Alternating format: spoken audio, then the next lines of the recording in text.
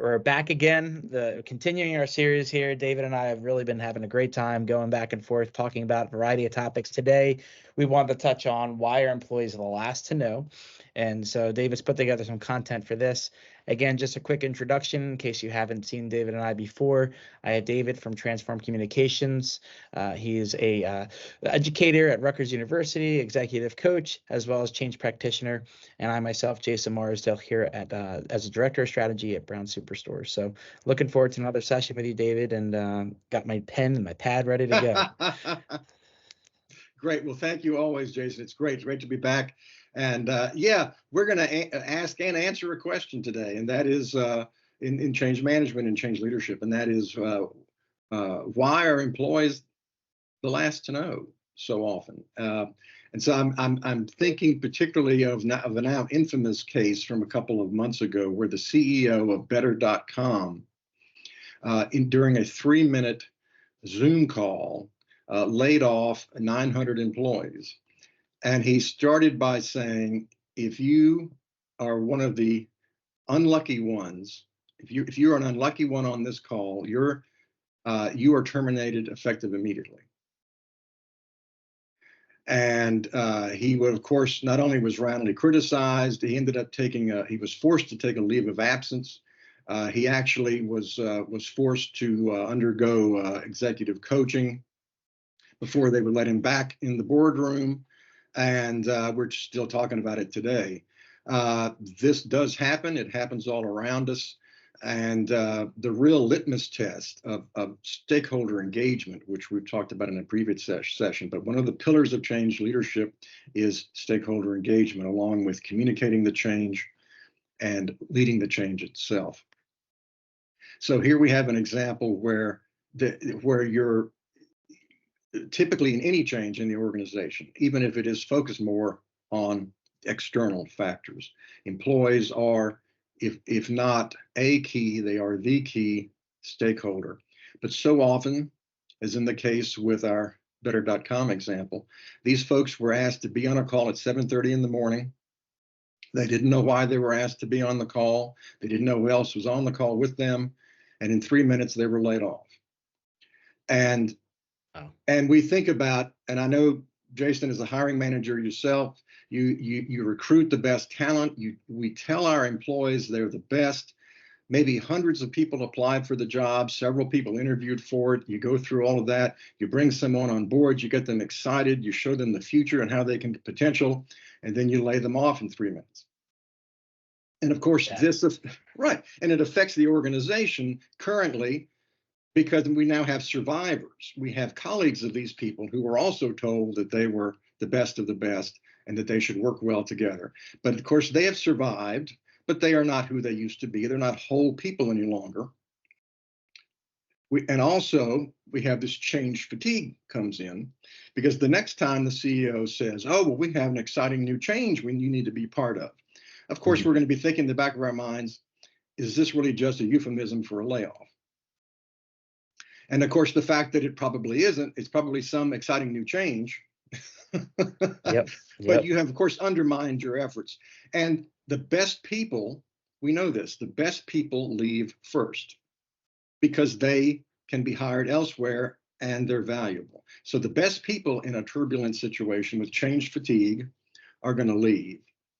And now you have your best people gone, you have a traumatized workforce, and you have to shoulder on despite that. And of course, these people who are laid off, in the extreme case, are now in other organizations where their leaders are promising great new change. So but let's get on to how we can help solve that. We've talked in earlier sessions about putting together ways to get buy-in from employees as early as possible, because change is emotional. Mm-hmm. And though leaders need a business case for change as the foundation, we know that people will always take change first in an emotional way, and they want to be treated as adults. And adults have a say in their own decisions. It's some level. And adults want to know why. And adults want to know why now. So if you can bring in an employee advisory team, as we talked about earlier, for a major change, get them involved early, and charter those folks so that they are ambassadors for you, so that you're getting that early feedback well before the change has been made, and work with them not only up to the change, but well past the change to keep monitoring it is a great way to do this. Another strategy is to make sure that your messaging is balanced. Many leaders only want to share good news. Mm-hmm. And who doesn't want to share good news? Sure. But the fact is, there's not always good news. Right. But if you train your workforce to expect only the good news, of course, the bad news is going to hurt even more. Yeah. And they're going to feel betrayed, potentially, that they were blindsided. How many times have we heard people who are laid off, particularly, say they were blindsided? So, yes, along the way, you give balanced news to folks. You say, okay, this is the good, the bad, and the ugly. This is what we're doing about it. And then when the time comes and leadership says, we've exhausted all these options and now we need to make a change, a major change. It could be a restructuring, a leadership change we've talked about. Well, is that going to hurt if you're one of the folks unlucky to be on that call? Yeah, but in your mind and in your heart, you know that you've been treated like an adult and someone who has agency and someone who can make decisions. And it also has helped you be thinking all along the way to validate whether that's the right place for you to be. Instead of thinking all this time that everything was great, you were contributing, and now, of course, until you weren't, until you were no longer that great employee. So we've touched on several strategies already about how to keep employees engaged. And again, the balanced messaging is a new one that I want to add to that, because again, these are painful decisions on everybody's part, and the world will always be full of those painful decisions. But if you balance the news and communicate through consistent channels, communicate frequently. We want to do the Goldilocks. We talked about this. We don't want to over communicate. We don't want to under communicate, like the garden. Just right. Right. We don't want to just cut on the hose and say, we got to water this lawn all month. I'm just going to keep because it's a dry summer. And of course, you don't want to water it once and leave it. So is there some science? Is there science behind it? Of course there is. But is there some perfect ratio of timing and such? No, I've not discovered that. But your employees, if you have a group like your employee council, or just through spot surveys in the organization, you can, of course, determine if you're flooding it or drying it out. And people will not be bashful if it's anonymous. They'll say, I'm flooded with emails. Sure. And most people would say they are. So then, but now you have time. You have time to adjust as a leadership team, preparing for the major change. So that'll get us well under our way today. So let's ask why employees are the last to know, and then we've asked that question. Now let's answer it. The truth is, and that's the right word to use because we're talking about trust. Employees are often the last to know because we don't trust them. We would rather go to our customers. We'd rather go to our venture capital group, our investors, our stakeholders, our shareholders. We'd rather go to those groups first, but we don't trust our own people to make smart choices, to keep working on their jobs, to handle things in an adult way. And I've said that word several times already, but that's really an important way to look at it. And that lack of trust, in my view, and in my experience, is why we're afraid of our own people. And the people that you're afraid of, you want to keep in the dark as long as possible. You want to cordon them off and compartmentalize them over there somewhere so that you can be working on the future over here. Because again, they are, let's be a little exaggerate slightly, they're dangerous. They're unpredictable. You fear them in some level. So just think about all the human emotions that we would do if somebody in our life or some situation was potentially dangerous to us. We would isolate them. We would want to make sure that we're giving them the minimum amount of information until we're ready to pull the plug. And that's what we think that's what we're doing. We may rationalize it 1,000 different ways, but that's the lack of trust. So the word for today, and why employees are the last to know typically, is trust, the lack of trust. We hire people and tell them they're the best, but we don't trust them to act like that when there's choppiness. And I see it time and time again. But again, there are ways around that to make it a much more positive situation and treat people with respect, because we're all going to be in the same ecosystem. We can all help each other in the future, no matter what role we play, whatever company we play. Do you see companies that are going the opposite direction and employees are not necessarily the first to know, but where you're like, hey, this is the epitome of how to really run a successful organization where the communication is, we'll call it first? No, that's a great way to say it. I'm not going to name names because I don't have clearance for that. But yes, there are organizations who actually are being driven by particular theories of how communication work. I like to think some of our own work at Rutgers has contributed to that. But I do know of companies that are started, so they're startups or small businesses or they're family businesses, uh, where people have actually stepped up to say, okay, this is the best practice based on research. So this is how we're going to structure the organization. We're going to communicate a balanced approach. We're going to bring all the stakeholders in as early as possible, and we're going to state that up front. And that's part of it. It's a value of the company. It is the culture. We talked about culture recently. I'm not going to say it's a vision and mission because I think that's just become bleached out over time. I don't think those are meaningful terms any longer, but they actually do have a written approach. And when they onboard folks, that typically will come out if it doesn't come out during the hiring process itself. And I do know those organizations exist, and they have that more collaborative approach. There is a movement called holacracy, which takes this perhaps to an extreme, but I do know people who like it, the approach. But this is a whole separate conversation. But in a nutshell, holacracy is an approach that basically says you create your own role in the organization. And if you go to the team, and again, this works better in a smaller organization, but if you go to you go to the leadership in a team, or you're a member of leadership, and you basically create your own position or positions, you can have multiple, and you write that up, develop it, and if you get sign-in from the other folks who are affected by your role, and so because you're all dependent on each other's success, if you get their buy-in, then that is your role. And of course, everyone in the circle does the same thing.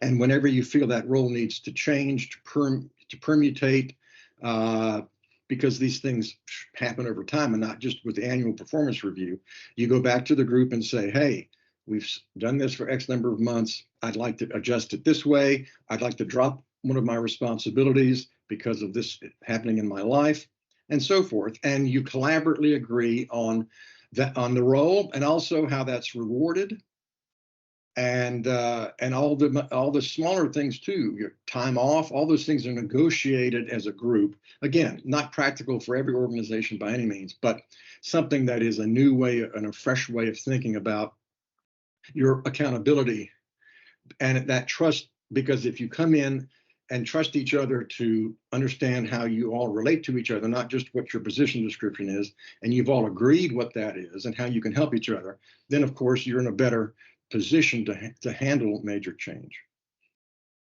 That makes sense. Have you ever heard of a program called 15-5? I have not heard of 15-5. Tell me about it. So 15-5, it's really cool. It's supposed to be, I think, 5 questions or 15 questions over 5 minutes. One of the two. It's been Yeah. about, I don't know, about almost 9 years since I've used it, and I thought about using it in recent months. But it's a great way to encourage the communication and feedback between upper management and entry employees, like literally the whole entire organization. And the managers are the first line who receive the feedback, and then the managers of those managers, or so on and so forth, all the upper management can see a collective database that's pulled from all the employees, and understand what the pulse is in the organization. So it's been a really interesting tool. And then I wanted to ask you about town halls and what your thoughts are on those. And then in addition to town halls, what your thoughts are on them, what the frequency that you recommend if you do like them. Yeah. No, I like town halls, and they need to be, again, balanced. I'm fine with the town hall where the speakers say, for example, we're going to take down your questions and address them later. That's fine with me. Put them in a central repository where they can all be accessed. Archive it over time, just as any subscription service you have. That's how, on a mental model, it should all be anyway. It should be like, again, a subscription service you have for a product or service where you get to go in and you. I'm also thinking about programming, TV programming, for example, or through your app, where you can come in and say, by date, this is what happened, and this stuff is archived for years potentially, and so that you can follow the sequence. And that's a wonderful part of our technology that we can use for that. So I'm fine with that. If you answer the questions in some way, it doesn't have to be at the time. Never say you're going to take questions and don't take them. Never ask a question that you don't answer at some point. It doesn't have to be immediately. I don't have a problem with quarterly town halls if you're in more of a stasis organization where you're not anticipating a major change or just having gone through one. That, of course, would be more frequent. Monthly could even be more frequent than that. But if you're more in a stasis or between major changes, I think quarterly is fine. Of course, we're in a very rapid environment today, but that's the continuum I would put it on. They need to be meaningful. They need to be meaningful. I think we talked about this in an earlier conversation about the great job that Rutgers University and the Robert Wood Johnson organization did during the pandemic, having these biweekly calls. One was from the healthcare experts, and the other was more administrative. So you got both sides from the experts. And when you wanted to know about what the administration was doing to tackle the challenges and the human resource aspects and policies and stuff, you could have that channel, and that never conflicted with the other. And they alternated weeks, every 2 weeks, and they alternated weeks. But when you wanted to know what's this virus doing to the community, what's the role of the university, which was huge in developing the vaccine and administering it, you had healthcare people, no filters. And each episode had one person who was a subject matter expert within that pillar. Like on the one side, you might have the VP of HR as a guest, and on the other side, you've got someone who's involved in a clinical trial. One person, one topic, with an overview to start, state of the state, and then an expert, always in the same time frame. It was 30 minutes. It's not an hour, not 90 minutes. It was 30 minutes. They always started on time. They always ended on time. They only ever had one guest at a time. There was only one topic at a time. They were all archived. And that's exemplary. And I let the administration know that. So if you think about that as a broad model of what it would look like, you want to focus each, so it's not just, hey, it's been a quarter since we've talked, what's on your mind? No. What is the updates? What's the news? What's happened since we last got together? Make the announcements and so forth, and have a topic. Like I said with the Rutgers situation, what's the topic? Is it employee retention? Is it customer service? Is it the upcoming benefits re-enrollment? Yep. Right. That is well received, and you get used to that. It's a good pattern to get into. You as the employee know where to look for it if you weren't able to attend. virtually or in person. So that's a great model. Keep it brief, keep it focused. And we've already talked about how to handle the questions. Sure. So I know you touched on 30 minutes, one topic, one guest. Yep. This is more of a broad question, but I always worry about having too many meetings or having too long of meetings and trying to make them as effective as possible. Is 30 minutes what you feel to be the sweet spot for meetings? I do. I love 30 minutes, or you can do. I love the variety of what we do in North America, and it's a shame. As a consultant and as an educator, I get to see so many organizations. I see that through my clients. I see that through research, through my own students when they come back and create marketing plans and change plans for us. I get up to 80 of those a semester. Get 80 different organizations, a window into them and how they function, how they communicate change, what are their stakeholder concerns, typically from employees that are already in there doing it. And it's a view that not everybody has. I'm privileged to have that view. So I know organizations that, for example, all meetings end at 5 of the hour, no matter whether they start at the bottom of the hour or the top of the hour. Okay. So that there's always a buffer to get to the next meeting. Okay. Small thing, but it's a culture, which is a behavior, right? And that's what they do. And it's not written down anywhere per se, but you quickly know once you join the organization, or if you're like I am coming in and as a third party, you see the pattern there, and this is how they roll. And that way you're not having to rush off a call, and you build in that 5-minute buffer. Maybe your meeting's 45 and you give yourself 15 minutes to get organized. But small things like that really maximize the time. So yeah, 30 minutes, I don't want to be slavish to it, but I like that a lot. I like that a lot. And I say that I could solve world hunger in 3 hours. I don't need much more than 30 minutes to have a meeting. I will also share with you, this is a little bit of a sidebar, but I was a part of a Fortune 50 company where I had a wonderful approach to meetings, and that is meetings were about making decisions. All right. And you're thinking, well, of course they are. Meetings are about making decisions. You go to the meeting already having formed your opinion about the topic based on the content that's already been posted. And you know when the next meeting is, and you know how long you have to review the material. And you can go into the database, you can go into the interface, and you can ask questions of the people who post the content. If you have a question, I read your white paper on this new merger. I read this shareholder report, and I have a question or two. And if you're the content poster, you're obligated to answer the question before the next meeting.